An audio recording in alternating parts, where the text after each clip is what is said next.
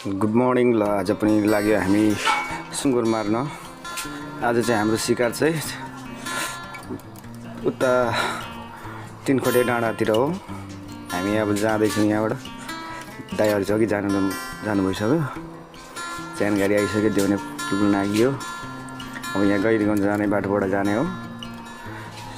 जाँदैछौँ हामी। दाइहरूले चाहिँ अघि पुगेर बसिराखेको होला। म चाहिँ भर्खर उठेर जाँदैछु। ल हामी डाँडा आइपुग्यौँ।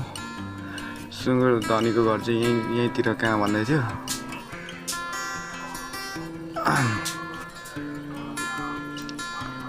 अनि ट्याक्कै यहाँदेखि ओह्रालोदेखि अलिक माथि होला भन्ने कुरो गर्दै थियो। ल हामी आइपुग्यौँ। सुँगुर धनी आयौँ भन्दो रहेछ।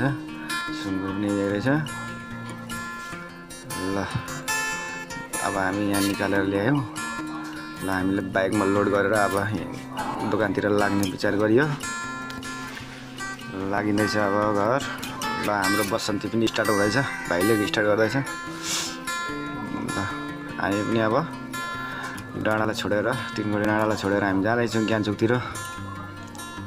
बाटो चाहिँ एकदम दामी बनाएको रहेछ। सरर घुम्न लायकको खालको बाटो बनाएको छ। ल एकदम दामी दामी बगानहरू छेउछेउमा एकदम दामी कन्याम जस्तै देखिरहेको छ।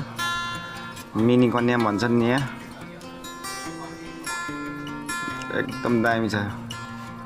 ल अब हामी देउने पुल निक्लिन लाग्यौँ। देउने पुल पुगेपछि अब देउने पुल पनि आइपुग्यो। ल अब यहाँदेखि हामी ज्ञानचोक निक्लिन्छौँ। ज्ञानचोक आइपुग्यो। ज्ञानचोकदेखि अलिकति भित्र जानुपर्छ। फागुचोक लोरुङचोक पाँचचोक जाने बाटोमा। र हाम्रो दोकान आइपुग्यो र भाइले छुरीहरू समातेर अब सुँगुरलाई भोत्लाउनु कार्यक्रम सुरु हुन रहेछ।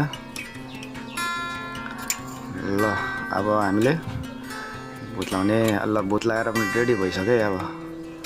अब एकदम रेडी भइसक्यो। खुट्टाहरू पोलिँदैछ। दाइ पनि आएर हेर्नु भइरहेको छ। गोलखानमा हिँडेको बिहानै हो दाइ, विनोद दाइहरू। ल सुँगुर रेडी भइसक्यो।